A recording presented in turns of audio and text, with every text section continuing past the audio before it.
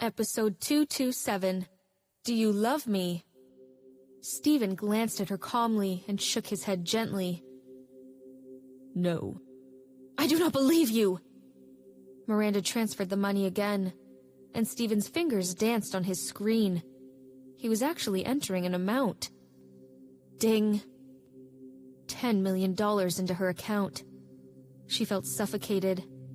She wanted to give the money back, but found out that she had hit her transfer limit. He looked at her smugly. Swaying his phone, he asked, You don't believe me? I can do it again. Enough! She felt so helpless that she wanted to kill herself. She had never dreamed that she would meet such a man. What was worse was that this man was not only capable, but also rich. You have tricked me into handing over all my money.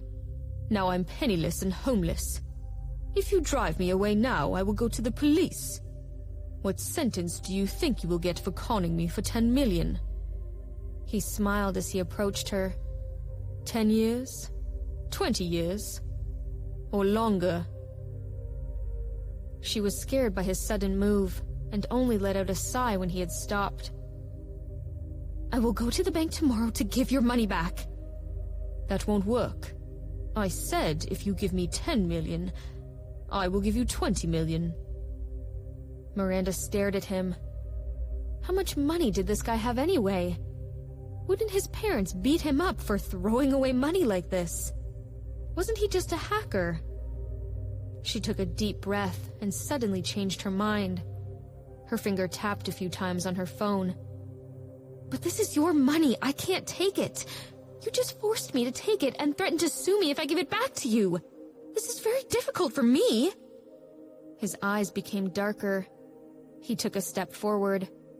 Scared by him, she shrank back. Miranda, I'm serious about pursuing you. And I'm also serious about wanting to marry you. Her heart raced wildly, but she forced herself to calm down, and she tried to trick him. So you have forcibly broken into my apartment and given me $10 million, calling it rent. And if I don't accept it, you just threaten to call the police for me to go to jail. And you want to marry me? What kind of a disgusting plan is this? Disgusting? He raised an eyebrow and suddenly pushed her. When you forced me to go to bed with you, you did not use that word. She heard him and became infuriated. She bristled. Who took the initiative? You were the one who took me to the hotel, right? That's because you had to rest. After entering the hotel room, you took off my clothes first, didn't you? I did not. You did. And you also implied you did not have a boyfriend, right? Miranda blushed. Then you took off my clothes and pants, didn't you? I did not want to do it with you, and you called me a phony, right?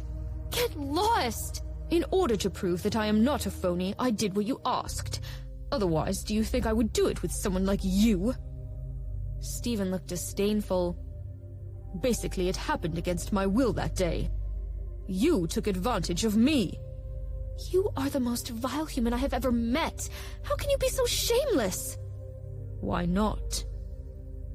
He grinned and leaned closer to her, whispering, Turn this recording into the police, and let's see who has a case here. She stared, her eyes wide. Before she even had time to talk, he pulled her into his arms and sealed her lips. He took her phone away and deepened the kiss. Miranda was taken aback, but got involved in it. She hated that this was something she wanted. Her kissing him back was the last straw, and he deepened his kiss. Oh! She felt worse. This is wrong. Their burning breath was intertwined, and Miranda felt she was almost out of breath. Her hands tried to push him away, but they were getting weaker. Stephen then released her, gazing at her blushed face and straightening out his shirt. He turned around and picked up a paper bag in his luggage and threw it to her, before he sat down on the sofa. Miranda took it and was a bit dumbstruck. Didn't you say you are going to the birthday party? Put it on. What is this? She asked, but quickly realized that this guy bought her clothes again. Taking it out, she found that it was a blue dress. It looked regal and designer. The style was very special. Inadvertently, she glanced at the price tag. It was expensive. After a moment of silence, she stuffed the dress back in and gave it back to him. What do you mean by this? You want to conquer me with money? No. He put a cigarette between his lips. Without lighting it, he looked at her face seriously. I want to conquer you, not with money, but with myself. He found the lighter and lit the cigarette. Miranda Young. This is my first time pursuing a girl. Her heart couldn't help but throb, like an ocean in a tornado with turbulent waves rolling. However, she quickly sneered. Do you think I will believe you? If you say that, what was the whole thing with Lila Cox then? I have never pursued her. Stephen looked at her with his pair of amber eyes. I have known Lila for 10 years, but she has never even looked at me. All she could think about was Jake. So I never tried it. Because you knew that it was impossible to succeed, and you think I'm easier? She looked at him, perplexed. Stephen, I really suspect that you're sick. The psychiatrist who I introduced Lila to was not bad. Shall I refer you? No. I never thought that you would be easy. You are too proud. To win you over, I must be better than you. He inhaled and blew out some smoke slowly. Unfortunately, I am just a little better than you. Since you don't hate me, why don't you try it? Who said that I don't hate you? I hate your guts! If you hate me, you wouldn't have slept with me that night. Stephen stood up and looked at her. Miranda, you do have feelings for me. Isn't that right? Sorry, I'm not interested in a man who thinks about a different woman. You are all I think about right now. What about Lila? Don't you dare say you never loved her. No. Stephen did not hesitate. The former Stephen Wrong has been killed by her, and this new one was saved by you. Miranda's heartbeat was so fast that it was abnormal. Looking at his affectionate eyes, she could not say a word of rejection. She did not hate him. But... Do you love me then?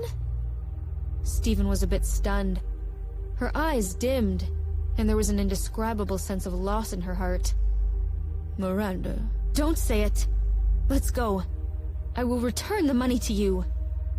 She went to the edge of the sofa and picked up her cell phone that had just been put down by him. She said, I must have been confused that day. Please forget it. Anyway, it's not you who suffered any loss. If I knew I would be stalked by you because of the one-night stand, I would not have used you for sex. Not a single day passed without me regretting it.